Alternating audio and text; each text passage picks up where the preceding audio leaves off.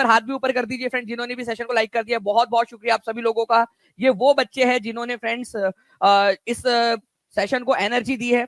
जहां भी शेयर कर सकते हो शेयर जरूर कर दीजिए सभी लोग, टेलीग्राम, फेसबुक, व्हाट्सएप, इंस्टाग्राम, और जिन्होंने भी चैनल को सब्सक्राइब कर लिया है, ठीक है, उन लोगों को सारी चीजें प्रॉपर टाइम टू टाइम मिलती रहती है। जो भी इंफॉर्मेशन है, जो भी मोटिवेशन है, जो भी नॉलेज वाली चीजें हैं, जैसे क्वेश्चंस हो जाए, कम्युनिटी के ऊपर में जो भी इंफॉर्मेशन दी जाती है सारी की सारी, तो मेक श्योर कि आप लोगों ने चैनल को, टीचिंग परीक्षा चैनल को सब्सक्राइब करके रखा हुआ है। चलिए पहले क्वेश्चन की तरफ में आगे बढ़ते हैं फ्रेंड्स। आपको बताना है कि विश्व मधुमेह दिवस कौन से दिन मनाया जाता है। ये बिहार प्रोहिबिशन कांस्टेबल का मेमोरी बेस्ड क्वेश्चन पेपर है, और ये आप लोगों का बीपीएससी टीआरई के अंदर में भी पूछा जा सकता है, एग्जाम के अंदर में भी पूछा जा सकता है, ठीक है। तो इंपॉर्टेंट है, याद रखना है आप सभी लोगों ने। हर एक बच्चा जो है आंसर करते जाएगा। देखिए फ्रेंड्स, विश्व मधुमेह दिवस, वर्ल्ड डायबिटीज डे जो है आप लोगों का, ये आज के ही दिन 14 नवंबर को मनाया जाता है। ये याद रखना है आप लोगों ने, 14th ऑफ नवंबर। ओके, तो डायबिटीज जो है ये मनाया जाता है 14 नवंबर को, ये याद रखेंगे आप सभी लोग। इसके अलावा जो है फ्रेंड्स आप लोगों को याद रखना है कि दो प्रकार की, दो टाइप की, मेनली दो टाइप की जो है मधुमेह होती है। एक होता है टाइप 2 मधुमेह। टाइप 2, इसको काफी हद तक रोका जा सकता है। देखो टाइप 2 अगर मधुमेह है तो उसको रोका जा सकता है, वो कंट्रोलेबल होता है आप लोगों का, ठीक है।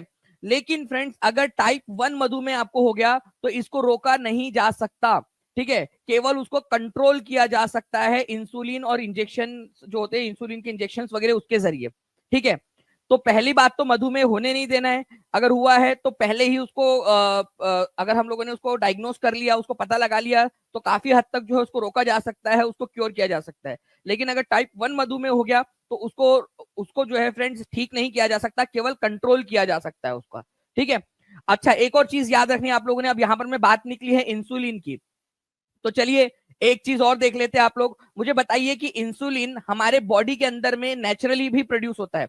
अगर आपकी बॉडी नेचुरली उसको प्रोड्यूस नहीं कर पा रही है, उसका उत्पादन नहीं कर पा रही है, तो इंजेक्शन के जरिए आप लोगों को टोचना पड़ता है, ठीक है, इंसुलिन को अंदर डालना पड़ता है। लेकिन अगर मान लीजिए कि सब कुछ सही है, मधुमेह वगैरह आपको नहीं है, आपको डायबिटीज नहीं है, तो इंसुलिन का प्रोडक्शन कौन सी ग्लैंड के जरिए होता है, कौन सी ग्रंथि इंसुलिन का प्रोडक्शन करती है, ये भी बता देंगे आप लोग, ठीक है। जल्दी बता दीजिए, अलग अलग आंसर सारे लोगों के, लेकिन कमेंट के अंदर में आंसर्स बताते रहेंगे कौन सी ग्रंथि है जो इंसुलिन का प्रोडक्शन करती है। नाउ फ्रेंड्स अब देखिए क्वेश्चन आप लोगों का। ओके, आप लोगों से यहां पर बोला जा रहा है कि भारत की स्वतंत्रता के बाद बिहार राज्य के पहले राज्यपाल कौन बने थे, ठीक है। भारत की स्वतंत्रता के बाद बिहार के पहले राज्यपाल कौन थे, ये याद रखना आप लोगों ने, बताइए जल्दी से जी। पेंक्रियास करती है, पेंक्रियास की भी जो बीटा सेल्स होती है वो करती है। वेरी गुड, बहुत बढ़िया, पेंक्रियास भी याद रखा आप लोगों ने, अग्नाशय तो याद रहेगा आप लोगों को। चलिए आगे बढ़ते हैं हम लोग फ्रेंड्स यहाँ पर में, ठीक है। तो बिहार के पहले राज्यपाल कौन थे स्वतंत्रता के बाद, तो स्वतंत्रता जो है हमको जब मिली उसके बाद में जो बिहार राज्य के पहले राज्यपाल बने थे वो थे जयराम दौलत राम, ठीक है, जयराम दास दौलत राम। बहुत ही इंपॉर्टेंट क्वेश्चन है फ्रेंड्स, ये बहुत सारे बिहार की एग्जाम्स में आ चुका है अलग अलग। मैं आपको बता दूं कि बीपीएससी टीआरई 4.0 की जो पेड बैच है टीचिंग परीक्षा की, उसके अंदर में हम लोगों ने आप लोगों को वन लाइनर क्वेश्चंस प्रोवाइड किए हैं, ठीक है। और भी, ठीक है, क्वेश्चंस करीब जो है फ्रेंड्स और 7,000 क्वेश्चंस आप लोगों को और प्रोवाइड किए जा रहे हैं फेज्ड मैनर में। तक और 7,000 क्वेश्चन एग्जाम वाले प्रोवाइड किए जाएंगे आप लोगों को, जितने भी पेड स्टूडेंट्स उन लोगों को क्वेश्चन वन लाइनर भी होंगे और उसके नीचे में टेस्ट भी होंगी, ताकि आप लोगों की रिवीजन हो जाए। और टेस्ट आप मल्टीपल टाइम दे सकते हो जब तक कि वो पूरे 7,000 क्वेश्चन आपको याद ना हो जाए, ठीक है। और उन टेस्ट का सॉल्यूशन भी होगा नीचे में, ताकि आपको उन 7,000 क्वेश्चन के साथ साथ में हर क्वेश्चन में 3 क्वेश्चन के बराबर का डेटा मिल जाए, तो 21,000 क्वेश्चन आपको याद हो जाए, ठीक है। तो ये अगले जो है फ्रेंड्स जो 10-15 दिन है उसके अंदर में होने वाला है। तो श्री जयराम दास दौलत राम जो है आजादी के बाद बिहार के पहले राज्यपाल नियुक्त हुए थे, ये याद रखना है आप लोगों ने, इंपॉर्टेंट है, ठीक है, एग्जाम के अंदर में आप लोगों से पूछा जा सकता है, ठीक है। चलिए, अच्छा, बिहार और झारखंड के अलग, बिहार और उड़ीसा के अलग होने के बाद में पहले जो है गवर्नर कौन थे, जो 1 अप्रैल 1936 को बने थे, ये भी बहुत इंपॉर्टेंट है। जेम्स सिफ्टन, ये याद रखना है आप लोगों ने, जेम्स सिफ्टन। आपको पता है ना कि 1 अप्रैल 1936 को क्या हुआ था, ठीक है, 1 अप्रैल 1936 को क्या हुआ, बिहार और उड़ीसा प्रांत था, एक प्रांत था जिसका नाम था बिहार एंड उड़ीसा। उसमें से बिहार प्रांत अलग हो गया, उड़ीसा प्रांत अलग हो गया। तो बिहार प्रांत जो बना 1 अप्रैल 1936 को, नाम ही उसका पड़ा बिहार प्रांत पहली बार, अदरवाइज उसका नाम था बिहार एंड उड़ीसा प्रांत, बिहार और Orissa province, Bihar and Orissa provinces. उसमें से बिहार अलग हुआ, उड़ीसा अलग हुआ, अलग अलग नाम हो गए। अब जो बिहार प्रांत बना था उसके जो गवर्नर थे, अंग्रेज गवर्नर जेम्स सिफ्टन थे। ठीक है, ये भी याद रखना है आप सभी लोगों ने। और ये वन लाइनर के अंदर में भी दिया हुआ है आप लोगों का। ठीक है, वन लाइनर के सॉल्यूशन में भी दिया है और उसकी जो टेस्ट बनाई है उसके अंदर में भी आप लोगों को दिया गया है। ठीक है, तो जेम्स सिफ्टन बने थे। और आजादी के बाद जयराम दास दौलत राम, दोनों लिख दीजिए आप सभी लोग। और जितने भी लोग देख रहे हैं फ्रेंड, जल्दी से सेशन को लाइक जरूर कर देंगे और मेक श्योर कि चैनल को आप लोगों ने सब्सक्राइब कर लिया है। जितने भी बच्चे हैं जिन्होंने चैनल को सब्सक्राइब कर लिया है, ठीक है, वो हाथ भी ऊपर करते रहेंगे। ठीक है, क्योंकि फ्रेंड्स ये बहुत ज्यादा इंपॉर्टेंट चीज है। अगर आप लोगों ने चैनल को सब्सक्राइब किया हुआ है तभी जो है फ्रेंड्स आप लोग जो है सारी की सारी जो चीजें हैं उनको आप लंबे समय तक याद रख पाओगे। ओके, चलिए नाउ फ्रेंड नेक्स्ट क्वेश्चन की तरफ में आगे बढ़ते हैं हम लोग। बिहार में मंडलों की संख्या कितनी है? ठीक है, कितने मंडल है बिहार के अंदर में? जल्दी बताइए आप लोग।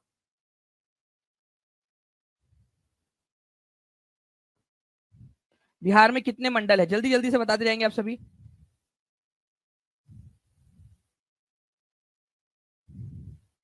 देखिए, अगर मैं बिहार में मंडलों की संख्या अगर आप लोगों से पूछूं, ठीक है, तो एक एक करके आप लोगों ने ध्यान देना है फ्रेंड्स कि बिहार को, ठीक है, जो डिविजन्स है 38 जिले हैं बिहार के, इनको आपका, ठीक है, 9 मंडल में 9 डिविजन्स के अंदर में बांटा गया है।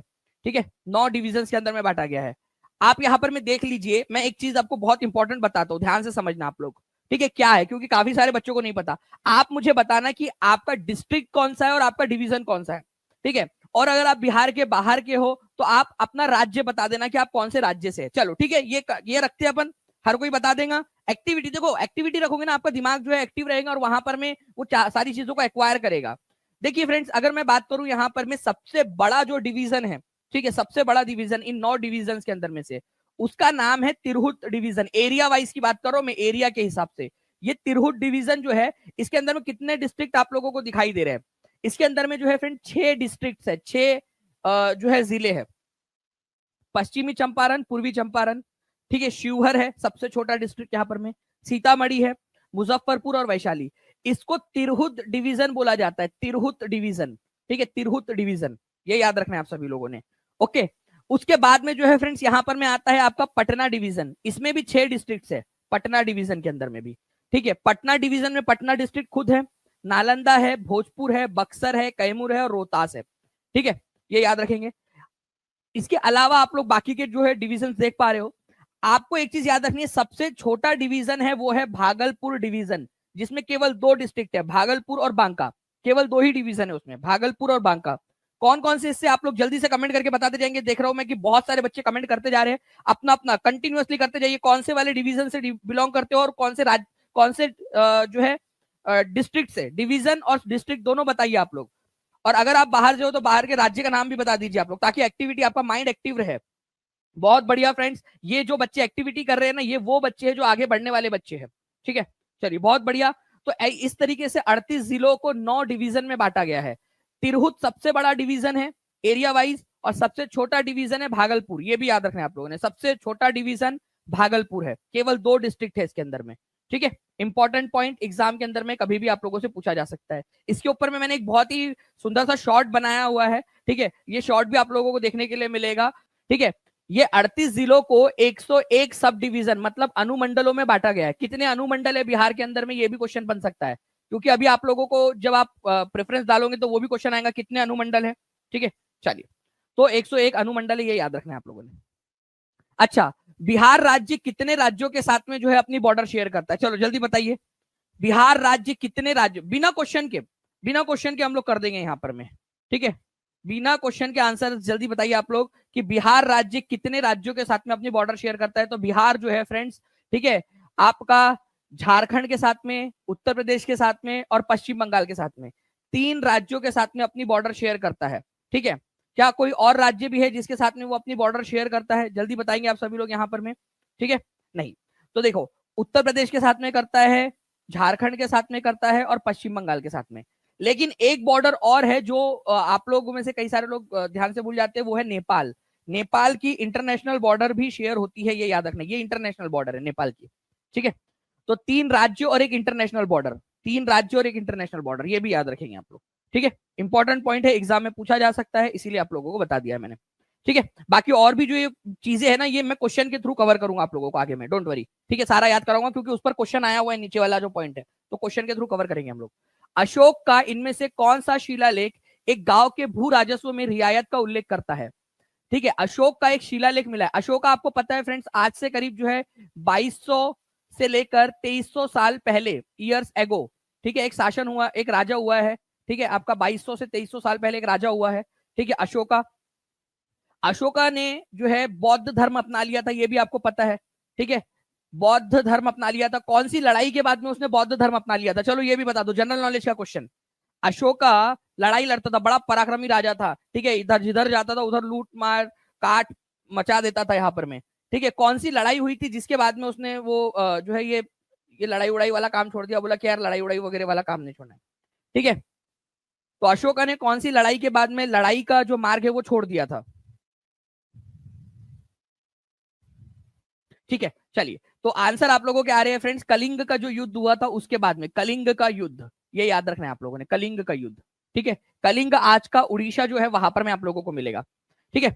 अब वो जब राजा बन गया, ठीक है, तो वो क्या किया, वो गया मतलब राजा बन तो गया था वो, अब बुद्धिज्म को उसने अपना लिया, तो बुद्धिज्म को अपनाने के बाद में वो गया था एक बार गौतम बुद्ध के जन्म स्थली का दर्शन करने के लिए, ठीक है, जहां पर में गौतम बुद्ध का जन्म हुआ है वहां पर मैं उनका दर्शन करने के लिए गया था, ठीक है। उसको बोलते हैं लुम्बिनी, ठीक है, उस जगह को लुम्बिनी, ठीक है, लुम्बिनी नाम की जगह पे वहां पर मैं गया, और लुम्बिनी नाम का जो था वहां पर मैं गांव, ठीक है, लुम्बिनी, वहां पर में उसने क्या किया था, उसने जो है फ्रेंड्स एक स्तंभ खड़ा किया था, जिसको हम लोग लुम्बिनी, ठीक है, स्तंभ बोलते हैं, लुम्बिनी स्तंभ, ओके। इसको जो है फ्रेंड्स अलग अलग नाम से भी जाना जाता है आप लोगों का, लुम्बिनी जो स्तंभ है आप लोगों का, इसको आप लोग रुम्मिन देई अशोक का शिलालेख भी बोलते हैं। उसमें लिखा हुआ है कि राजा जो अशोका है वो यहाँ पर में अपने राजा बनने के 20वें साल में आए थे, 20th ईयर में। राजा बनने के कौन से साल में आया था, वो 20वें साल में आया था, जब राजा बना उसके 20वें साल में, और उसने यहाँ आकर इस गांव को जो है कर मुक्त कर दिया था, और बाकी के जो टैक्सेस थे उसको भी कम कर दिया। किस खुशी में किया था भाई, अरे किस खुशी में किया होगा बताओ, आप लोग इतने समझदार लोग हो, इतने इंटेलिजेंट लोग हो, इतने जो है आप लोग पढ़ाकू हो, आप मुझे बताओ कि किस किस खुशी में किया था उसने ये टैक्स कम उस राज्य का। राजा बनने के 20वें साल में, 20वें 20th ईयर में गया था, ये भी अपने आप में क्वेश्चन है, किस खुशी में किया था उसने ये वहां जाकर, भाई क्योंकि वो गौतम बुद्ध की जन्म स्थली है, गौतम बुद्ध का जन्म हुआ था वहां पर में, उन्होंने वहां पर में लिखा है शाक्य मुनि, गौतम बुद्ध को शाक्य मुनि के नाम से उसने जो है संबोधित किया है कि शाक्य मुनि का जन्म हुआ था यहाँ पर में, तो इस जगह को मैं कर मुक्त करता हूँ, ठीक है। यहाँ पर में जो बाकी के जो टैक्स थे, ठीक है, उनकी भी दरें कम करवा दी थी उसने, ठीक है, बाकी और भी बहुत सारे जो टैक्स लगते थे उनको कम करवा दिया था उसने, ठीक है, ठीक है। चलिए, तो ये आप लोगों का जो पॉइंट है फ्रेंड्स, ये आप लोगों को याद रखना है प्लीज, इंपॉर्टेंट है, लुम्बिनी का स्तंभ। और लुम्बिनी स्तंभ को क्या बोला जाता है, लुम्बिनी में जो स्तंभ आपको मिला है ना, उसको रुम्मन देई स्तंभ के नाम से जाना जाता है, रुम्मन देई, ठीक है, रुम्मन देई स्तंभ। तो लुम्बिनी में जो स्तंभ मिला है, लुम्बिनी, लुम्बिनी वो जगह है जहां पर में गौतम बुद्ध का जन्म हुआ था, उसको रुम्मन देई के नाम से जाना जाने लगा बाद में, रुम्मन देई नाम की जगह पे हमको वो शिलालेख मिला था, तो हमने उसका नाम रुम्मन देई शिलालेख रख दिया अशोका का, ठीक है। ये याद रखेंगे आप लोग, लुम्बिनी और रुम्मन देई एक ही नाम की जगह है, पहले उसको लुम्बिनी बोलते थे, फिर बाद में रुम्मन देई बोला जाने लगा, ठीक है। तो बौद्ध जो है वहां पर में मंदिर वगैरह का भी छोटा सा निर्माण वगैरह उसने करवाया था। बाकी जो है फ्रेंड्स अशोका के बहुत सारे जो है फ्रेंड्स शिलालेख है, उनके बारे में जानकारियां है। एक चीनी स्रोत के अनुसार श्रीलंका के शासक मेघवर्मन ने गया में बौद्ध मंदिर बनाने की अनुमति के लिए निम्नलिखित में से किस गुप्त राजा के पास मिशनरी भेजा था। बहुत ही सिंपल क्वेश्चन है, जल्दी से आंसर करेंगे हम लोग ताकि आगे बढ़ सके, जल्दी जल्दी से, ठीक है। बताइए इसका आंसर क्या होने वाला है,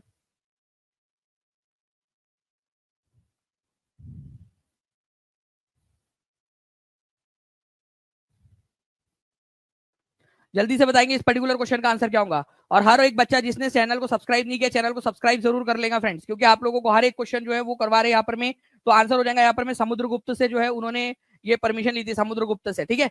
समुद्रगुप्त ने परमिशन दी थी क्या? दे दी थी परमिशन। तो मेघवर्मन नाम का वो राजा था, ये भी क्वेश्चन पूछा जा सकता है। श्रीलंका का वो राजा का नाम क्या था? मेघवर्मन था। चलिए आगे बढ़ते हैं हम लोग फ्रेंड जल्दी से, ठीक है, नेक्स्ट क्वेश्चन की तरफ में। अब देखिए ये क्वेश्चन 15वीं बीपीएससी का क्वेश्चन है, मैंने इसको आप लोगों को कल करवाया था, देखते हैं कितने लोग इसका आंसर कर पाते हैं। जल्दी जल्दी से बताइए आप लोग, फास्ट। और एक बार सेशन को लाइक भी करते रहेंगे फ्रेंड, जितने भी लोग देख रहे हैं जल्दी जल्दी से टीचिंग परीक्षा चैनल को सब्सक्राइब करके बेल आइकन जरूर दबा दीजिए आप सभी लोग, अगर आप चाहते हो कि ऐसे ही आप लोगों के लिए आगे में भी जो है सेशंस आप लोगों के लिए लाते जाए, ठीक है। तो हर एक बच्चा जल्दी जल्दी से चैनल को सब्सक्राइब जरूर कर लेगा।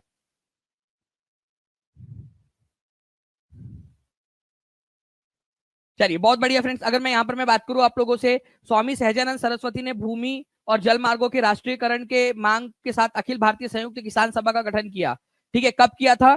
तो भाई देखो मैं ना पूरा समझाता हूं, फिर क्या आप लोग खुद से आंसर करोगे इसका? प्रॉमिस करो मुझे पहले यहाँ पर मैं कमेंट के अंदर में कि आप खुद से आंसर करोगे, मैं एक्सप्लेन करता हूँ इसको आप लोगों को, ठीक है। ध्यान से समझना आप लोग। देखिए फ्रेंड्स, स्वामी सहजानंद सरस्वती से पहले भी किसान आंदोलन होते रहे, किसानों के लिए मांग करती गई। किसान सभा का आंदोलन, बिहार में किसान सभा का जो आयोजन है, किसान सभा का आयोजन तुम्हारे चचा के लड़के श्री कृष्ण सिंह, ठीक है, श्री कृष्ण, ठीक है, श्री कृष्ण सिंह, ठीक है, और मोहम्मद जुबैर, ठीक है, इन्होंने मिलकर किया था बिहार के अंदर में, ठीक है। कब किया था उन्होंने? 1922 के अंदर में। फिर बाद में जो है फ्रेंड्स 1929 के अंदर में, 1929 में सोनपुर में मेला हो रहा था। सोनपुर का मेला कौन से डिस्ट्रिक्ट के अंदर में होता है? जल्दी बताइए, सोनपुर मेला कौन से डिस्ट्रिक्ट में पड़ता है? सोनपुर, जल्दी से फास्ट आंसर करेंगे आप सभी लोग। सोनपुर मेला हो रहा था, वहां पर में स्वामी सहजानंद सरस्वती, ठीक है, स्वामी सहजानंद जी जो थे, ठीक है। तो स्वामी सहजानंद जी ने क्या किया यहाँ पर में, ठीक है, उन्होंने बोला कि एक काम करते भाई, ठीक है, स्वामी सहजानंद सरस्वती जी इन्होंने बोला कि हम एक आंदोलन, एक संस्था बनाते हैं जिसका नाम उन्होंने रखा, ठीक है, बिहार प्रोविंशियल किसान सभा, ठीक है, बिहार प्रांतीय किसान सभा। ये जो बिहार प्रांतीय किसान सभा जो थी, उसका उद्देश्य था बिहार के अंदर में जो किसान की दयनीय हालत है उसको ठीक करना। तो 1930 के आखिरी दशक के अंदर में इन्होंने किया, ठीक है, 1930 के। अब बात आती है कि इसका बिहार प्रांतीय किसान सभा का एक और अपडेटेड वर्जन आता है 1936 में। 1936 में ऑल इंडिया किसान सभा का गठन किया गया लखनऊ के अंदर में, लखनऊ में। ये बहुत इंपॉर्टेंट पॉइंट है, कहा किया गया? ऑल इंडिया किसान सभा का। इसके भी अध्यक्ष थे स्वामी सहजानंद सरस्वती और बिहार प्रांतीय किसान सभा के भी थे स्वामी सहजानंद सरस्वती। ये इंपॉर्टेंट पॉइंट है आप लोगों का, जो पूछा जा सकता है आप लोगों से, ठीक है। तो दोनों ही पॉइंट्स याद रखेंगे आप सभी लोग, ठीक है। तो अगर आप लोगों से पूछ लिया जाए, ठीक है, कि भाई कब किया था इन्होंने, तो देखो 1930 के 1931, 32, 33, 34, 35, 36, ये 1940, 1939 तक का ये जो दशक होता है 1930 का दशक माना जाता है उसको, ठीक है, 30 का दशक, 30 के दशक के अंदर में। ओके, तो 36 में किया था ना। तो अब आप लोग आंसर करिए कि इसका आंसर क्या होगा, देखते कितने लोग आंसर करते हैं। और उन्होंने एक मांग भी की थी कि जमीन का नेशनलाइजेशन होना चाहिए, मतलब सरकार की संपत्ति होनी चाहिए। जल मार्ग जो है वो भी सरकार की संपत्ति होनी चाहिए। भूमि और जल मार्गों के राष्ट्रीयकरण की मांग किसने की थी? ये क्वेश्चन पूछा जा सकता है। जल्दी से एक बार हर एक बच्चा चेक कर लेगा कि क्या कोई है जिसने अब तक चैनल को सब्सक्राइब नहीं किया है। चैनल को सब्सक्राइब कर लीजिए क्योंकि बहुत सारी ग्रेट न्यूज आप लोगों के लिए आने वाली है, ठीक है। अभी चलिए, तो देखिए फ्रेंड्स, भूमि और जल मार्गों के राष्ट्रीयकरण से रिलेटेड जो क्वेश्चन आप लोगों से पूछा गया है, तो आप लोगों का आंसर होगा 1930 के दशक के अंदर में, मतलब कि 1936 के अंदर में जो है अखिल भारतीय किसान सभा का गठन किया गया था 1936 में, ठीक है, मतलब 1930 के दशक के अंदर में। अच्छा, कौन सा स्थान था जहां पर में गठन किया गया था, वो भी आप लोग बता देंगे मुझे जल्दी जल्दी से, कौन से साल में किया, कहा, कौन सा स्थान था, ठीक है। तो C is the correct answer, ये याद रखना है आप लोगों ने, ये पूरा का पूरा बता दिया। 1922 में किसान सभा का आयोजन किसने किया था बिहार के अंदर में? श्री कृष्ण सिंह और मोहम्मद जुबैर ने, ठीक है। ये जुबैर का भाई आर रह गया यहाँ पर में, ठीक है। चलो आगे बढ़ते हैं हम लोग फ्रेंड्स यहाँ पर में हमारे नेक्स्ट क्वेश्चन की तरफ में, ठीक है। सी राजगोपालाचारी जो है उन्होंने सॉल्ट सत्याग्रह, नमक सत्याग्रह जो है वो कौन से राज्य में चलाया था? जैसे गांधी जी ने गुजरात में नमक सत्याग्रह चलाया था, वैसे ही फ्रेंड्स यहाँ पर में श्री जो सी राजगोपालाचारी है उन्होंने फ्रेंड्स राज्य में नमक सत्याग्रह का आंदोलन किया, नेतृत्व किया था, ठीक है। तो देखो बात क्या थी यहाँ पर में था आप लोगों का गुजरात में गांधी जी ने साबरमती से लेकर जो है दांडी तक यात्रा निकाली थी, ठीक है, 240 माइल्स की लगभग। वैसे ही फ्रेंड्स सी राजगोपालाचारी जो थे उन्होंने दक्षिण भारत के अंदर में, ठीक है, यहाँ पर मैं दक्षिण भारत के अंदर में एक यात्रा निकाली थी, ठीक है, तमिलनाडु, आज का जो तमिलनाडु है वहां पर में, उस समय उसको मद्रास प्रांत बोला जाता था, उस समय उसको मद्रास, ठीक है, मद्रास प्रोविंस बोला जाता था, ये याद रखना है आप लोगों ने, मद्रास प्रोविंसेस बोला जाता था, मद्रास प्रांत, आज उसका नाम तमिलनाडु है, ठीक है। चलिए नेक्स्ट जो है फ्रेंड्स, अगर मैं बात करूं आप लोगों से यहाँ पर मैं इस पर्टिकुलर क्वेश्चन की, ठीक है, कि और कहां से कहां तक थी तमिलनाडु के अंदर में भी, तो मैं आप लोगों को बताना चाहूंगा कि इसको वेदारण्यम यात्रा भी बोला जाता है, वेदारण्यम यात्रा, ठीक है, ये याद रखना है आप लोगों ने, क्योंकि ये यात्रा, ठीक है, वेदारण्यम तक निकाली गई थी, ठीक है। तिरुचि नाम की एक जगह है, ठीक है, तिरुचि, ओके, तिरुचि एक नाम की जगह है, वहां से ये यात्रा निकाली गई थी, जैसे गांधी जी ने दांडी नाम की जगह से जो है अहमदाबाद से निकाला था, ठीक है, आप लोगों का साबरमती से, ठीक है, दांडी तक गए तो उसको दांडी यात्रा बोलते हैं।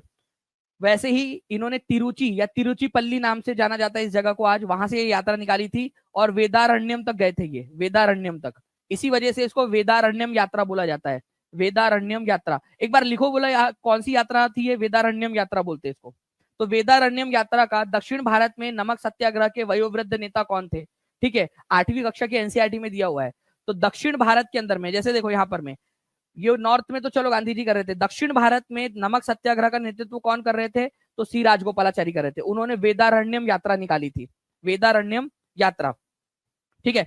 एक बार जल्दी से शेयर मार दीजिए फ्रेंड, जहां भी आप लोग शेयर कर सकते हो, टेलीग्राम, फेसबुक, व्हाट्सएप, इंस्टाग्राम, जितने भी जहां भी जगह पे शेयर कर सकते हो, जल्दी जल्दी से सेशन को शेयर कर देंगे। नाउ फ्रेंड्स देखिए 1915 में किसने एक महत्वपूर्ण पुस्तक लिखी थी, ठीक है, और प्रकाशित की, महाद्वीपों और महासागरों की उत्पत्ति। अब ये जो पॉइंट है फ्रेंड्स, इसके अंदर में ये पॉइंट मैंने ऑलरेडी पेड क्लास के अंदर में भी आपको पढ़ाया हुआ है, कॉन्टिनेंटल ड्रिफ्ट थ्योरी भी इसको बोला जाता है, the origin of continents and ocean नाम की पुस्तक, जिसमें कॉन्टिनेंटल ड्रिफ्ट, ठीक है, महासागरीय विस्थापन का सिद्धांत उन्होंने दिया था, ठीक है। तो महासागरीय विस्थापन का जो सिद्धांत है ये दिया था तुम्हारे मामा के लड़के, ठीक है, अल्फ्रेड वेगनर ने, ठीक है, अल्फ्रेड वेगनर का कहना था कि भाई ये जो पूरा का पूरा हमारी, ठीक है, ये जो हमारी पूरी की पूरी महासागर है, सारे के सारे जितने भी है ना, वो क्या कर रहे हैं, बह रहे हैं समुद्र के ऊपर में, मतलब ऐसा प्रतीत होता है कि जितनी भी जमीन है, ठीक है, वो इधर उधर बहती रहती है, ठीक है, और उसके वजह से, ठीक है, उसके वजह से आपका ऐसा लगता है कि एक महाद्वीप एक जगह से दूसरी जगह से तीसरी जगह जो है वो जा रहा है, ठीक है।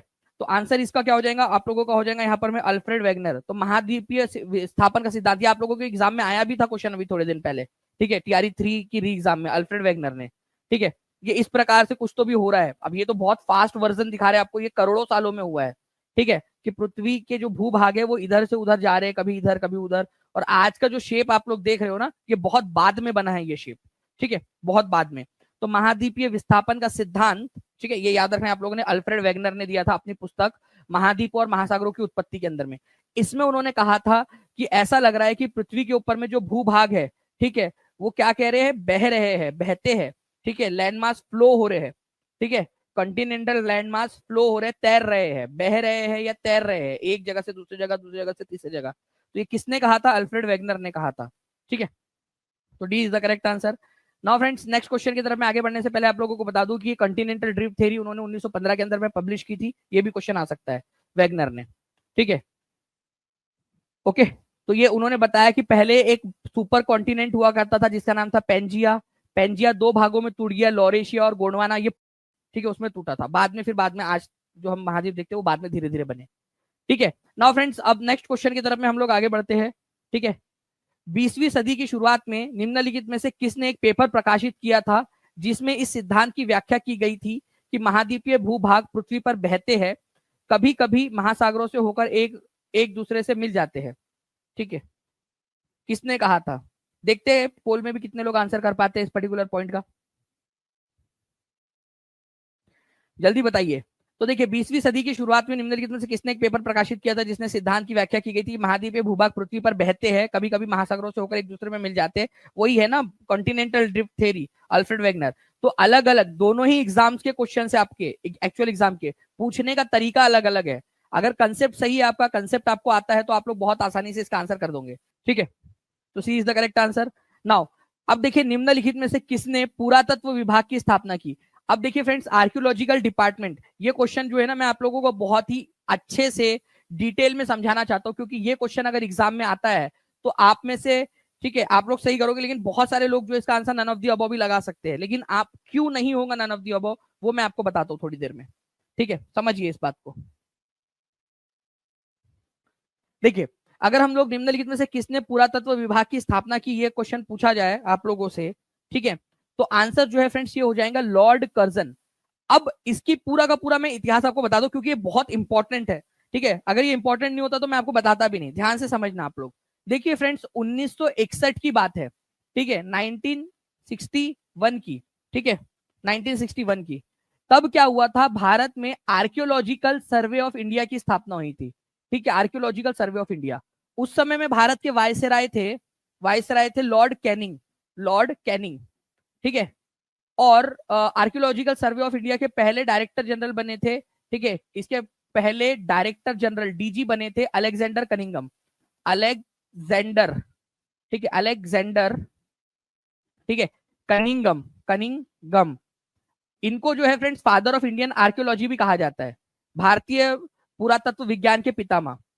विचारों ने बहुत कोशिश की, ठीक है, आर्कियोलॉजिकल सर्वे ऑफ इंडिया ये संस्था भी बन गई, लेकिन ये संस्था को पैसे नहीं मिलते थे। ठीक है, कैनिंग ने जो है वो उस समय में दिए थोड़े से पैसे, लेकिन धीरे धीरे धीरे ये संस्था जो है वो अचल हो गई, या फिर आप लोग बोल सकते हो स्टैग्नेंट हो गई, उसमें कोई काम नहीं होने लगा। अलेक्जेंडर कनिंगम भी बाद में जाके मर गए, मतलब जाके मर गए, मतलब इन द सेंस नेचुरली मर गए, ठीक है, लेकिन उनकी डेथ वगैरह होने के बाद भी किसी ने काम नहीं किया।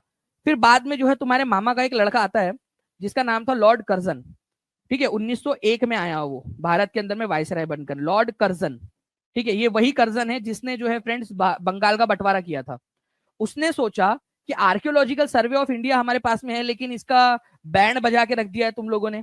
ठीक है, इतनी अच्छी संस्था है हमारे भारत के अंदर में, इतनी सारी संस्कृतियां, ये इतनी सारी धरोहर है, ताजमहल है, लाल किला है, इतनी सारी और भी चीजें, उनको तुम संरक्षित ही नहीं कर रहे हो, ये क्या मजाक चल रहा है तुम लोगों का। ठीक है, तो उसने क्या किया, उसने जो है फ्रेंड्स आर्कियोलॉजिकल डिपार्टमेंट की स्थापना की। आर्कियोलॉजिकल सर्वे ऑफ इंडिया की देखरेख करने के लिए एक डिपार्टमेंट, आर्कियोलॉजिकल डिपार्टमेंट, आर्कियोलॉजिकल पुरातत्व विभाग, आर्कियोलॉजिकल डिपार्टमेंट की स्थापना की, डिपार्टमेंट। ठीक है, जिसके अधीन आर्कियोलॉजिकल सर्वे ऑफ इंडिया काम करेगा और इसको पैसा वगैरह मुहैया कराएगा। तो आर्कियोलॉजिकल सर्वे ऑफ इंडिया को रिवाइव करने का श्रेय किसको दिया जाता है? रिवाइव, रिवाइव का मतलब क्या होता है, कोई मुझे हिंदी में बता सकता है क्या? हिंदी, या फिर वैसे तो मैं आपको भी बता सकता हूँ, ठीक है, पुनरुत्थान करना, लेकिन आसान भाषा में आप बता सकते हो क्या रिवाइव का मतलब क्या होता है? ठीक है,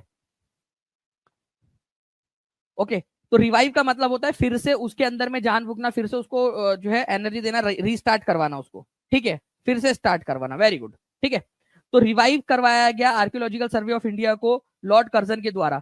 तो एक क्वेश्चन, अगर एग्जामिनर का कोई बच्चा एग्जाम यहाँ देख रहा है तो अपने पापा को जाके बता देना, ठीक है, कि दानिश सर ने पढ़ाया है कि एक क्वेश्चन ये बन सकता है कि आर्कियोलॉजिकल सर्वे ऑफ इंडिया को रिवाइव करने का श्रेय किसको दिया जाता है? देखो, बनाने का श्रेय लॉर्ड कैनिंग को दिया जाता है, उनके समय में बना था ये।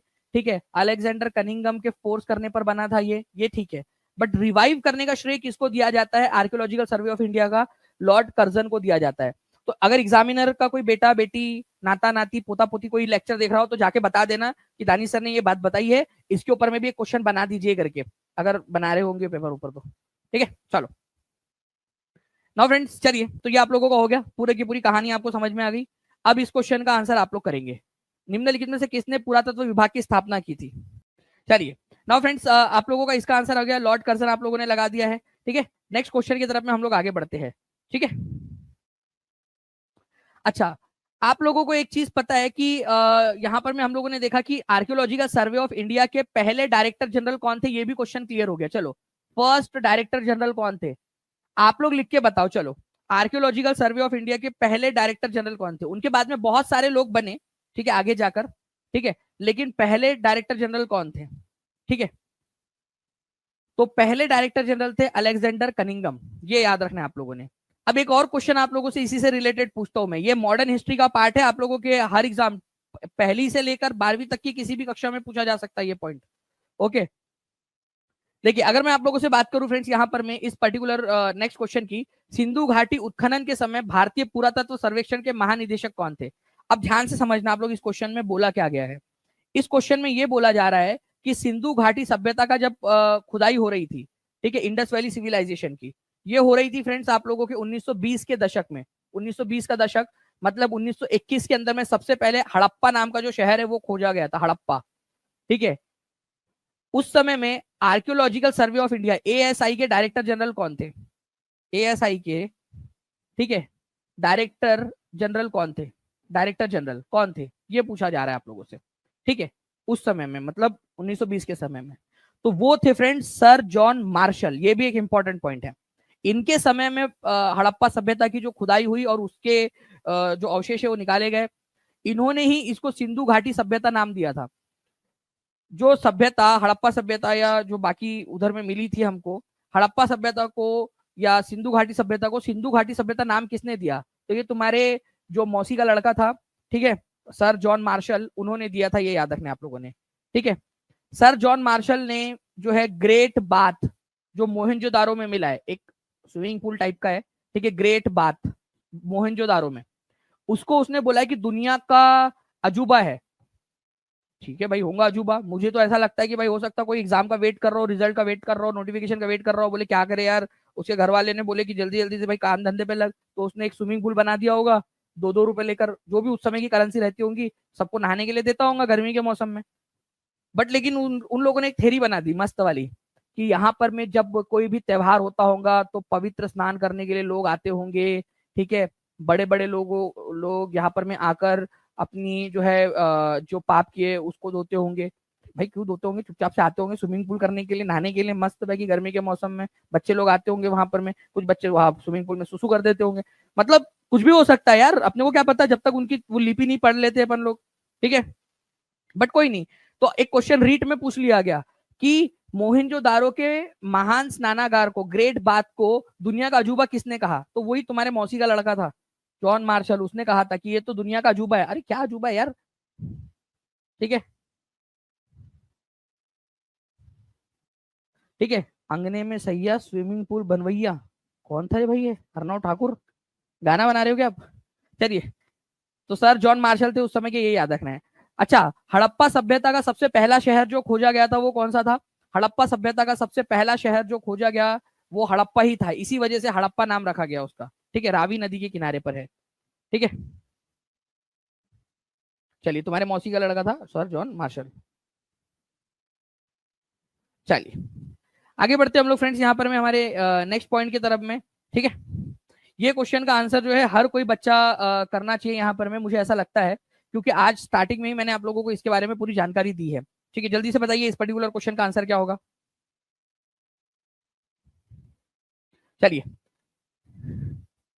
देखिए, अगर मैं इस पर्टिकुलर क्वेश्चन की बात करूं कि अखिल भारतीय किसान सभा का लखनऊ अधिवेशन, ठीक है, जो कि पहली यहाँ पर भी इसकी स्थापना हुई थी, ठीक है, इसकी स्थापना कौन से साल में की गई थी? उसके अध्यक्ष कौन थे? स्वामी सहजानंद सरस्वती थे पहले अध्यक्ष अखिल भारतीय किसान सभा की, ठीक है। 1936 में की गई थी। एक बात बताओगे आप लोगों को राज की, आप किसी को बताओगे तो नहीं ना, ठीक है। ये जो ऑल इंडिया किसान सभा है ना, ये कौन सी पॉलिटिकल पार्टी से बाद में जाकर जुड़ गई? अभी भी वो उसी पॉलिटिकल पार्टी का भाग है। ऑल इंडिया किसान सभा, अखिल भारतीय किसान सभा, ये communist party of India CPI के साथ में उनका मतलब जुड़ाव हो गया था, बाद में सीपीआई के किसान मोर्चे के रूप में काम करने लगी, ठीक है। तो अखिल भारतीय किसान सभा के रूप में, अखिल भारतीय किसान सभा CPI communist party of India के साथ में जुड़ गई थी, सीपीआई के साथ में। ये क्वेश्चन आया था एक बार, इसीलिए आपको बता रहा हूँ, ठीक है। तो किसका बाद अखिल भारतीय किसान सभा बाद में जाके किस पॉलिटिकल पार्टी का एक अंग बन गई? कम्युनिस्ट पार्टी ऑफ इंडिया का अंग बन गई, ये याद रखना था आप लोगों ने, ठीक है। अखिल भारतीय किसान सभा, इसके ऊपर में जो है फ्रेंड्स पूरा का पूरा एक आर्टिकल आजादी का अमृत महोत्सव .nic.in जो है ना सरकारी वेबसाइट, उसके अंदर में भी दिया हुआ है। तो आपको जरूरत नहीं है उतना मेहनत करने की, पूरी मेहनत हम लोग रात रात भर जाकर, पूरी मेहनत आपके लिए, पूरी टीचिंग परीक्षा की टीम, ठीक है, स्पेशली मैं पूरा का पूरा रात रात भर जाकर, पूरा गवर्नमेंट इंडिया कल्चर करके इतनी वेबसाइट है कि मुझे लगता है कि 3-4 जन्म लेने पड़ेंगे, ठीक है, उस वेबसाइट को पूरा खंगालने के लिए। लेकिन फिर भी टेक्नोलॉजी की मदद से हम उसको फास्ट करने की कोशिश कर रहे हैं आप लोगों के लिए, ठीक है। चलिए नाउ फ्रेंड नेक्स्ट क्वेश्चन की तरफ में आगे बढ़ते हैं हम लोग। निम्नलिखित में से किस व्यक्ति को अंडमान निकोबार द्वीप समूह के शहीद स्वराज द्वीप के नाम से जाना जाता है? ठीक है, ठीक है। अंडमान निकोबार द्वीप समूह को भारत का हिस्सा बनाने का श्रेय किसको दिया जाता है? उन्होंने एक का नाम शहीद और एक का नाम स्वराज द्वीप रखा था। ठीक है, तो ये आप लोगों से क्वेश्चन बन सकता है। तो आंसर है सुभाष चंद्र बोस। सुभाष चंद्र बोस जी ने अंडमान निकोबार द्वीप का नाम शहीद और स्वराज द्वीप रखा था। देखो, मैं आपको बताता हूँ फ्रेंड्स, इसके ऊपर में ना आप लोगों से एक सवाल पूछूंगा, मैं एक ट्रिक बताता हूँ आप लोगों को। मैं पहले आप लोगों से पूछता हूँ, देखते कितने लोग इसका आंसर कर पाते हैं। मैं टीम से रिक्वेस्ट करूंगा कि उनके कमेंट्स भी दिखाते जाए। ठीक है, अंडमान निकोबार के ऊपर में जब उन्होंने कब्जा किया, तो अंडमान ऊपर में आप लोगों को पता है फ्रेंड्स, ऐसा मतलब टूटा फूटा है, लेकिन अंडमान पूरा द्वीप समूह ऊपर में है इसके अंदर में, और निकोबार द्वीप समूह नीचे में है। तो अंडमान जो था, अंडमान, ठीक है, उसका नाम उन्होंने क्या रखा था ये बता दीजिए। और जो निकोबार था, उसका नाम निकोबार द्वीप समूह, उसका नाम उन्होंने क्या रखा था, ये आप लोगों को बताना है। ठीक है, एक ट्रिक बताता हूं मैं आप लोगों को इसकी। पहले आप लोग आंसर करिए, देखते कितने लोग आंसर कर पाते हैं। ये क्वेश्चन बीपीएससी में ऑलरेडी आ चुका है, देखते आगे में कितना हो सकता है। लाइक का नंबर भी बढ़ते रहना चाहिए फ्रेंड्स। और नाउ फ्रेंड्स, हम लोग यहाँ पर मैं अगर बात करेंगे, अरे कहाँ चला गया भाई मेरा अंडमान और निकोबार। ठीक है, चलिए, ये अंडमान, ठीक है, ये अंडमान है, अंडमान, ठीक है, और ये है आपका निकोबार, निकोबार। ठीक है, तो देखो, मैं ना एक ट्रिक बताता हूँ आपको। किसका नाम शहीद रखा था, किसका नाम शहीद, और एक का नाम स्वराज रखा था उन्होंने, स्वराज। एक का नाम शहीद और एक का नाम स्वराज द्वीप रखा था। अगर मैं आप लोगों को बताऊं, यहां पर में ध्यान से समझना आप लोग। ठीक है, एक अंडा था, ठीक है, वो नीचे गिरकर टूट गया, टूट गया तो टूट गया, अब वो हो गया शहीद। ठीक है, अंडा गिरकर शहीद हो गया, अंडा, या फिर आपने उसको अंडे का ऑमलेट बना के खा लिया, ठीक है, वो शहीद हो गया बेचारा अंडा, शहीद। ठीक है, तो अंडा जो है वो शहीद हो गया था, ऐसे याद रख लेना है, ट्रिक बन गई आप लोगों की। ओके, एक भी याद हो गया तो अगला वाला अपने आप याद हो जाता है। जब आप बाहर जाते हो, ठीक है, तेरा प्यार प्यार प्यार हुक्का बार, पता नहीं कौन सा गाना था यार, तेरा प्यार हुक्का बार, मतलब भाई तेरा ऐसी जरूरत, ऐसे लड़की के चक्कर में पढ़ाई क्यों है, तेरे को हुक्का बार जाना पड़ रहा है, वो लड़की ने तेरे को रोकना चाहिए, अरे मत जाओ जी, ठीक है, मैं तुम्हारे लिए अच्छा सा खाना बनाती हूँ, पकौड़े बनाती हूँ, तुम्हारे लिए चाय बना के देती हूँ, तुम्हारे जो है यहाँ पर मैं जो भी है उन लोगों का आपस का, ठीक है, कि भाई लेकिन बाहर मत जाओ, तुम हुक्का बार वगैरह मत जाओ करके रोकना चाहिए लड़की को। वो लड़का बोल रहा है तेरा प्यार हुक्का बार, क्या फायदा फिर ऐसी लड़की से प्यार करने का तुम्हारा। चलो, अब बाहर एक बार चला गया वो, तो उसको क्या लगता है कभी कभी कि अपना ही राज है सब, ठीक है, सब अपना ही राज है, स्वराज समझने लगता है अपना वो सबको, स्वराज। एक बार बाहर चला गया तो स्वराज समझने लगता है अपना वो, ठीक है, स्वराज। ओके, तो बाहर में जाने के बाद में सबको लगता है 2 पैग पीता है, ठीक है, और ऐसा बताता है जैसे 10 पैग पी कर आया है करके, चार, मतलब, ठीक है। तो ये समझ जाना कि बाहर में स्वराज, बाहर गया एक बार इंसान तो स्वराज। तो ये क्वेश्चन आया था, मैं टीम से रिक्वेस्ट करूंगा कि प्लीज जल्दी से वो क्वेश्चन जो आया था ना वो लगा दीजिए एक बार। ये क्वेश्चन एग्जाम में आया हुआ है कि शहीद और स्वराज द्वीप वाला, ठीक है, एकदम स्पीड में लगा दिया जाना चाहिए उस क्वेश्चन को, हमारे प्यारे प्यारे प्यारे बच्चों के लिए। ठीक है, ठीक है, तो शहीद और स्वराज, ये उन्होंने नाम दिया था उसको। ओके,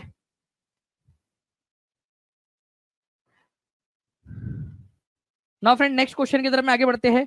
समुद्रगुप्त, जिन्हें उनकी विजयों के लिए भारत का नेपोलियन कहा जाता है। अब देखो, इसमें 2 क्वेश्चन छुपे हुए, पहले तो एक क्वेश्चन में ही एक आंसर छुपा हुआ है, ठीक है, क्वेश्चन में आंसर कैसे छुपा है, समुद्रगुप्त को, ठीक है, यहां पर में क्वेश्चन बन सकता है भारत का नेपोलियन किसको कहा जा सकता है, कहा जाता है, एनसीईआरटी में दिया हुआ है भारत का नेपोलियन। नेपोलियन फ्रांस का राजा था, पहले वो सेनापति था, फ्रांस का नेता बना, फिर बाद में अपने आप को बादशाह घोषित कर दिया, फ्रांस का किंग घोषित कर दिया उसने, ठीक है, एम्परर। तो भारत का नेपोलियन किसको कहा जाता है, समुद्रगुप्त को कहा जाता है। जैसे फ्रांस में नेपोलियन था, वैसे ही भारत में जो है ये था, ठीक है, समुद्रगुप्त। तो भारत का नेपोलियन समुद्रगुप्त को कहा जाता है, ठीक है। इसके बाद में जो है फ्रेंड्स, इसकी उपलब्धियों को किस स्तंभ से दर्ज किया गया, मतलब हमें कैसे पता चला कि वो इतना महान था, क्योंकि 1500-1600 साल हो चुके हैं उसको, तो हमें कैसे पता चला कि वो इतना महान था, हमें पता चलता है अलाहाबाद इंस्क्रिप्शन से। ये समुद्रगुप्त जो था ना, ठीक है, उसका एक साथ वो था, ठीक है, दरबारी कवि जिसका नाम था हरिशेन। क्या नाम था उसका, नाम हरिशेन, हरिशेन, हरे कलर से कर देता इसको अंडरलाइन, नहीं तो बोलेगा सर मेरा नाम ही हरिशेन था लेकिन हरा कलर यूज ही नहीं किया आपने, ठीक है, हरिशेन। तो ये जो था दरबारी कवि था समुद्रगुप्त का, उसने क्या किया, ये इलाहाबाद जो पिलर था अशोका का, उसी के ऊपर में समुद्रगुप्त के बारे में भी लिख दिया। ठीक है, सब अशोका के बारे में लिखा था, बोले यार इधर जगह खाली है, काम करते अपन, ठीक है, समुद्रगुप्त के बारे में भी लिख देते। समुद्रगुप्त के बारे में उसने ऐसा ऐसा लिखा, क्या क्या लिखा पता है क्या आप लोगों को? ठीक है, लड़के लोगों को कॉम्प्लेक्स हो जाएगा, ठीक है, कि यार हमारे में इतनी कमियां है। क्या बोलता अशोका के समुद्रगुप्त के बारे में हरिसेन? समुद्रगुप्त जो है ये बहुत महान था, इसने 100 से ज्यादा युद्ध जीते, जहां भी गया वहां जीता, कभी हारा नहीं। ठीक है, समुद्रगुप्त को वीणा बजाना आता था। क्या वो twin tin tin tin tin tin तारा, पता नहीं क्या होता है, कैसी आवाज आती है वीणा की, वीणा बजाता था वो। लड़कियां तो इंप्रेस हो जाएंगी भाई, वो पहले ही सलमान खान से इंप्रेस हुई बैठी है कई सारी। ठीक है, वो ये बजाता था वो। ठीक है, वीणा बजाता था, उसके सिक्के मिले वीणा बजाते हुए और लिखा भी है। अच्छा, इसको कविता भी आती थी। अब लो, कल लो बात। ठीक है, अब कैसा करना भाई? ठीक है, अब लड़कियों को कविता सुना के वो खुद ही कर लेगा, तो बाकी लोगों का तो हो गया ना खत्म यहाँ पर। मैं मतलब मेरी बात नहीं कर रहा, मैं आप लोगों के लिए सोच रहा हूँ भाई। छोटे मेरे भाई लोग हैं यहाँ पर, मैं उन लोगों के बारे में सोच रहा हूँ, मैं उन लोगों का क्या होगा। ठीक है, उसको कविता बनाना भी आता था, उसको कविराज की उपाधि दे दी। ये क्वेश्चन आ गया एग्जाम के अंदर में कि कविराज की उपाधि कौन से गुप्ता शासक को दी गई थी? कविराज की उपाधि किस गुप्ता शासक को दी गई थी, क्वेश्चन आया है। ठीक है, बताइए आंसर आप लोग। कविराज की उपाधि दी गई है, तो ये क्वेश्चन बनता है आप लोगों का। तो कविराज की उपाधि दी गई है, ठीक है, समुद्रगुप्त को। ठीक है, इसके अलावा जो है फ्रेंड्स, वीणा बजाते हुए, ये आपका क्वेश्चन आया, वीणा बजाते हुए कौन से गुप्ता शासक के सिक्के मिले हैं? वीणा बजाते हुए सिक्के, वीणा बजाते हुए समुद्रगुप्त के मिले हैं। अच्छा, समुद्रगुप्त देखो, समुद्रगुप्त के बारे में एक और चीज वहां पर मैं उधर में श्रीलंका उलंका में मिल गई कि भाई तुम्हारा भाई जो है उसका दिल भी बड़ा था करके। वो मेघवर्मन करके श्रीलंका का राजा था, सिलोन बोलते थे उसको। वो उसने भेजा कि भाई मेरे को गया में, बोध गया में एक मंदिर बनाना है, बौद्ध मंदिर, बनाने बना लू क्या? समुद्र बोलता भाई भाई भाई बना ले यार, तू भी क्या याद रखेगा, तेरा भाई का दिल कितना बड़ा था करके। ठीक है, तो समुद्रगुप्त के अंदर में अब पता नहीं थी कि नहीं थी इतनी सारी खासियत, लेकिन वो हरिसेन ने लिखा है। ठीक है, चलो ठीक है।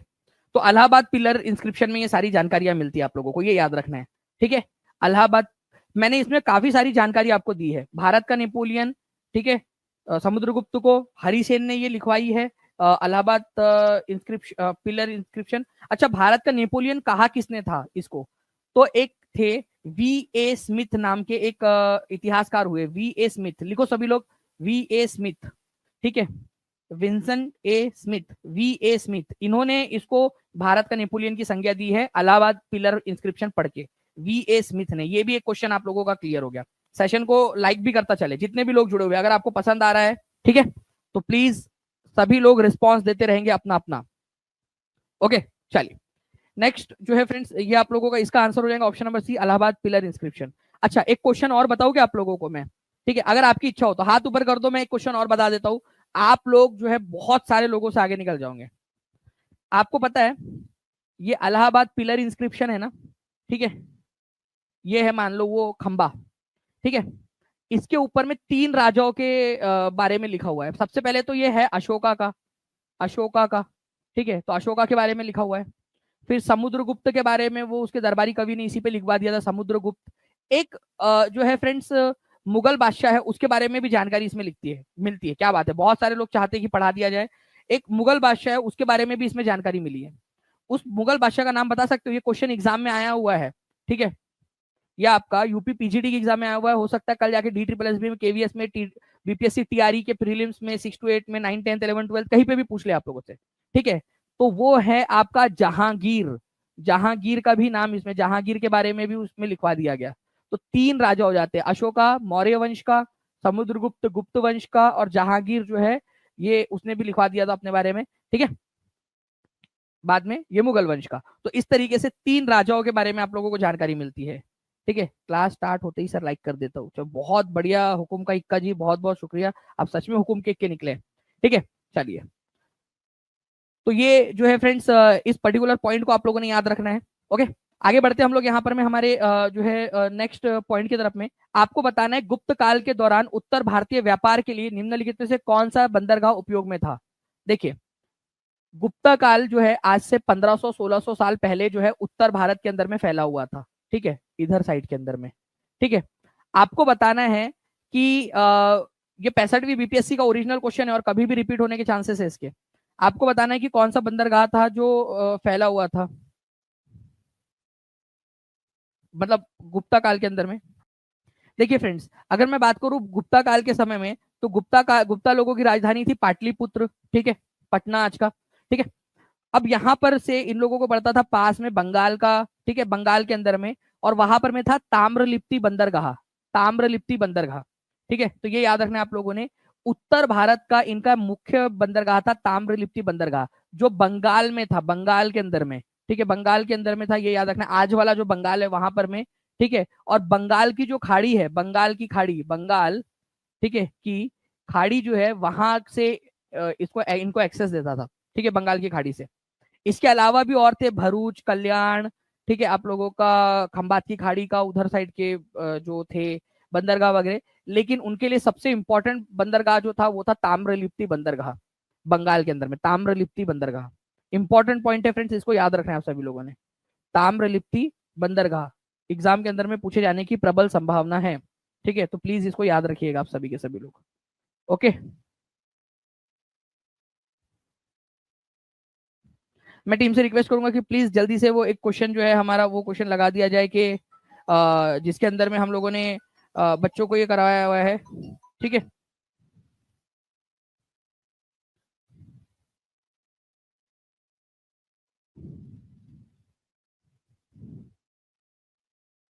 चलिए इस क्वेश्चन का आंसर करिए फ्रेंड्स। बिहार पुलिस एसआई के अंदर में आया हुआ क्वेश्चन, निम्नलिखित में से किस वर्ष प्लूटो को ग्रह की अपनी पिछली स्थिति से हटा दिया गया था, ठीक है।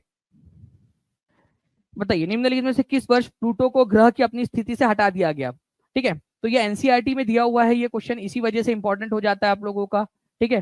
तो एक्चुअल में क्या हुआ था फ्रेंड्स कि आप लोगों को एक चीज याद रखनी है कि जो प्लूटो है पहले उसको क्या किया जाता था, ग्रह माना जाता था, लेकिन 2006 के अंदर में, ठीक है, जो इंटरनेशनल एस्ट्रोनॉमिकल यूनियन है, इंटरनेशनल एस्ट्रोनॉमिकल यूनियन, उन्होंने क्या किया, उन्होंने कुछ मानदंड तैयार किए कि सूर्य के चारों ओर कक्षा में होना चाहिए वो, जिसको भी ग्रह माने हम। इसमें हाइड्रोस्टेटिक संतुलन लगभग गोल आकार का होना चाहिए, हाइड्रोस्टेटिक संतुलन का मतलब होता है गोल आकार का होना चाहिए वो, ठीक है। उसके बाद में कक्षा के चारों ओर पड़ोस के साफ कर दिया गया हो, मतलब वो घूम रहा हो तो उसके आसपास में ज्यादा पिंड ना हो बहुत सारे। लेकिन प्लूटो जो है फ्रेंड्स, ये तीसरी वाली जो चीज है उसको वो पूरा नहीं कर पाता, कि उसके आसपास में काफी सारी डेब्रीज फैली हुई है, इतना उसका वो छोटा इतना है कि वो अपनी आसपास की डेब्रीज को नहीं कर पा रहा है, ठीक है, साफ नहीं कर पाता। तो फ्रेंड्स इस वजह से क्या होता है ना कि इसको एस्ट्रोनॉमिकल इंटरनेशनल एस्ट्रोनॉमिकल यूनियन ने बोला कि इसको हम ग्रह ना मानते हुए बौना ग्रह मानते हैं, ठीक है, बौना ग्रह। बौना ग्रह एक जो है ड्वार्फ प्लेनेट की एक कैटेगरी बना दी गई, ड्वार्फ प्लेनेट बौना ग्रह, जिसमें जो अब तक हमारे 5 बौने ग्रह उसमें शामिल किए गए हैं, ठीक है। अगर प्लूटो को ग्रह बोलेंगे तो सबको ग्रह बोलना पड़ेगा फिर हमको, ठीक है, उन 5 को भी, तो नंबर बढ़ता जाएगा बहुत सारा फिर हमारा ग्रहों का। तो इसी वजह से ग्रह और फिर बाद में बौने ग्रह एक हमारी एक हम लोगों ने लिस्ट बना दी, ठीक है। तो बौना ग्रह, तो प्लूटो को बौना ग्रह कब घोषित किया गया था, एक बार कमेंट में सभी लोग लिख दीजिए जल्दी जल्दी से, प्लूटो को बौना ग्रह कब बोला गया था। तो प्लूटो को बौना ग्रह जो है फ्रेंड्स, ये याद रखना आप लोगों ने 2006 के अंदर में किया गया था, 2006, सभी लोग लिख दीजिए, ठीक है, इंपॉर्टेंट है, एग्जाम के अंदर में आप लोगों से पूछा जा सकता है, ठीक है। चलिए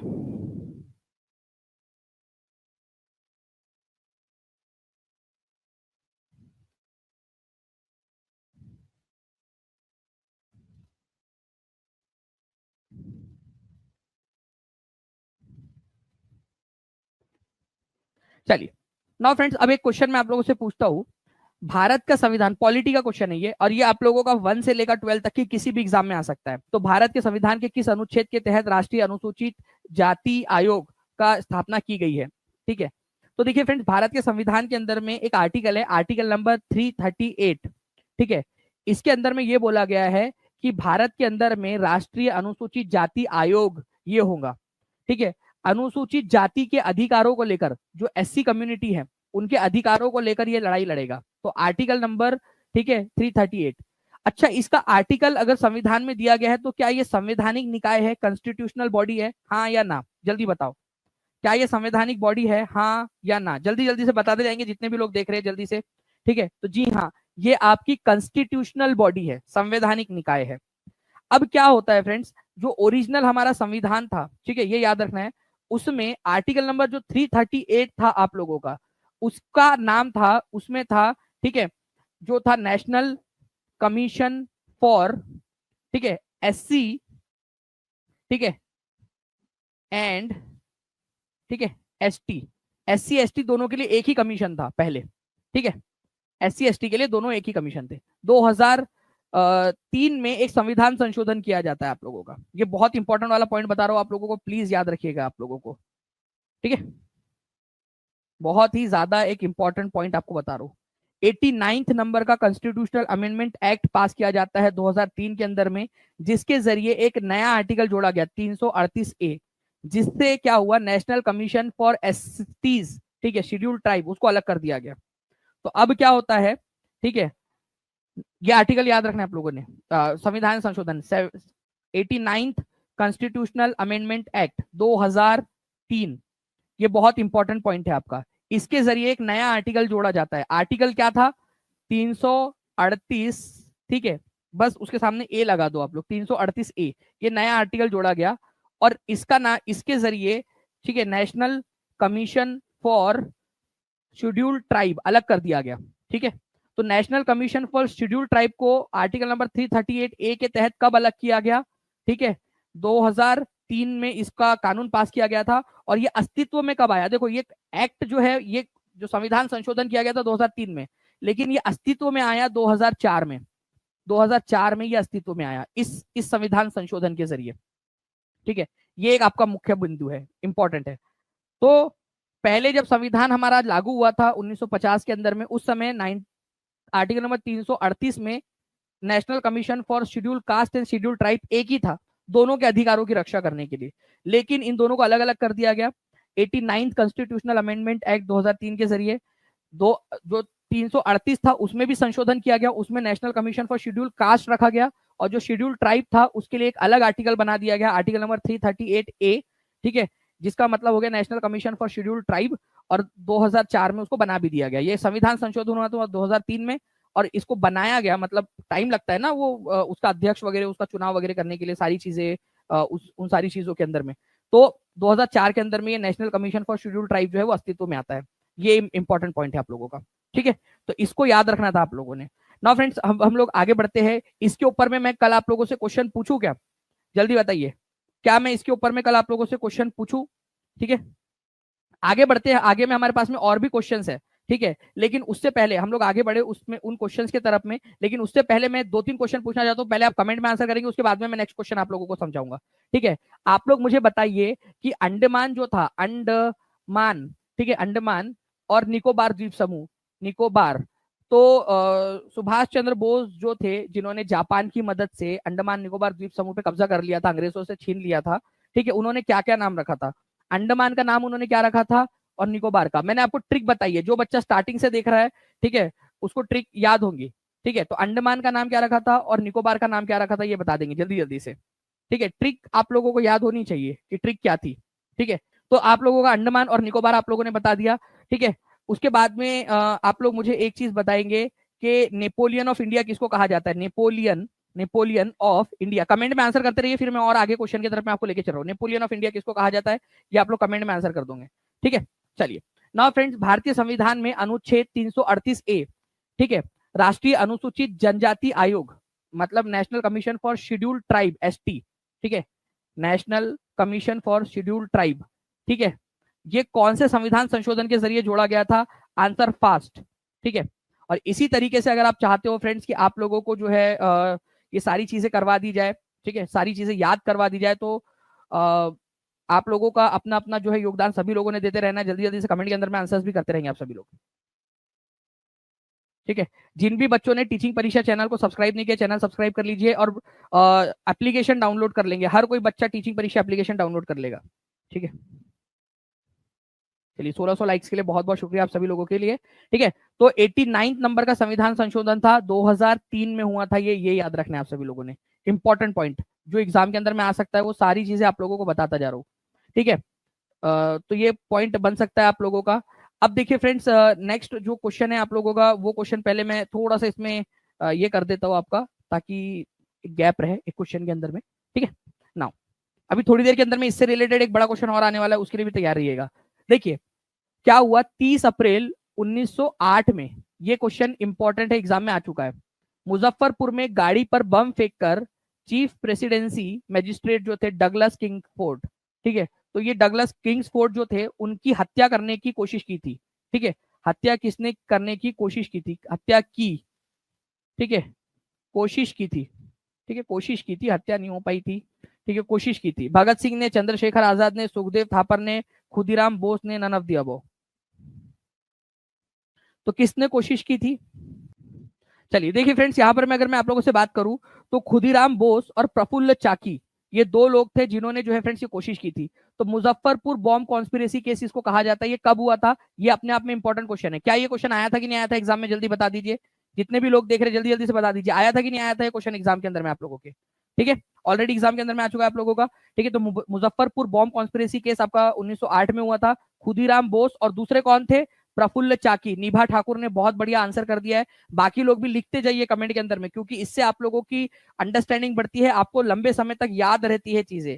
ठीक है, बिल्कुल आया था, बाकी लोग भी बोल रहे हैं। ठीक है, तो मुजफ्फरपुर बॉम्ब कंस्पिरेसी केस हुआ था 1908 के अंदर में। खुदीराम बोस ने और प्रफुल्ल चाकी, ये याद रखना है आप लोगों ने, प्रफुल्ल चाकी। ठीक है, अच्छा, इनमें से खुदीराम बोस और प्रफुल्ल चाकी, चलो इनमें से बताइए किसने जो है वो आत्महत्या कर ली थी? पकड़ा नहीं जाऊंगा, ठीक है, अंग्रेजों के हाथों। किसने आत्महत्या कर ली थी? जी, तो देखिए खुदीराम बोस जो है फ्रेंड्स, इनको फांसी की सजा दी गई थी अगस्त 1908 के अंदर में। ठीक है, अप्रैल में उन्होंने ये किया था, 11 अगस्त 1908 को उनको फांसी की सजा दे दी गई। तो इनको फांसी हुई थी खुदीराम बोस को।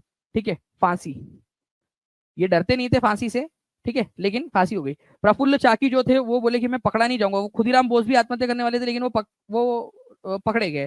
ठीक है, तो प्रफुल्ल चाकी जो है इन्होंने सुसाइड कर लिया था। तो ये क्वेश्चन आ सकता है, मुजफ्फरपुर बॉम्ब कॉन्स्पिरेसी केस में किसने जो है आत्महत्या कर ली थी ताकि मैं अंग्रेजों के हाथ से उसे पकड़ा ना जाऊं?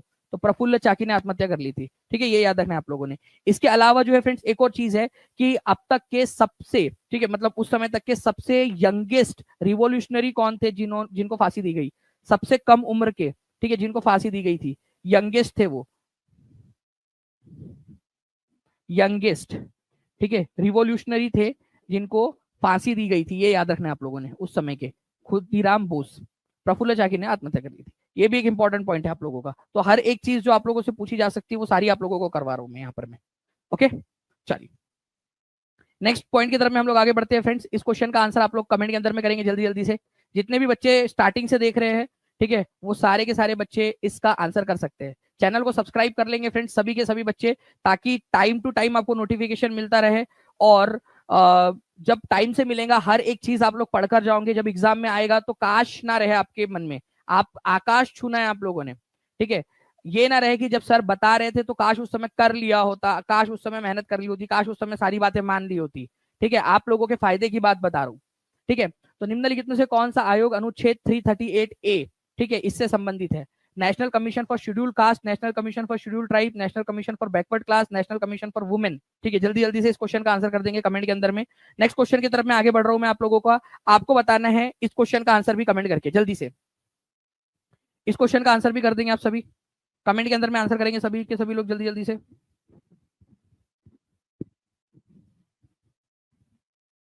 जी, तो 1908 में ब्लैंक और प्रफुल्ल चाकी ने गाड़ी पर बम फेंका, जो उनका मानना था मुजफ्फरपुर के अलोकप्रिय न्यायाधीश किंग्सफोर्ड द्वारा कब्जा कर ली गई थी। मतलब कि जो किंग्सफोर्ड थे उनको मारने की कोशिश की गई। ठीक है, मुजफ्फरपुर के अंदर में ये घटना घटी थी कौन से साल में? 1908 के अंदर में। तो कौन थे? भगत सिंह थे, खुदीराम बोस थे, राजगुरु थे, जतेंद्र बोस थे, कौन थे? ठीक है, बताना है आप सभी को। ओके, तो इंपॉर्टेंट पॉइंट है, इसको आप लोग आंसर करिए कमेंट के अंदर में। जो क्वेश्चंस मैंने आप लोगों से पूछे हैं उनके आंसर्स आप लोग करते रहेंगे यहाँ पर में।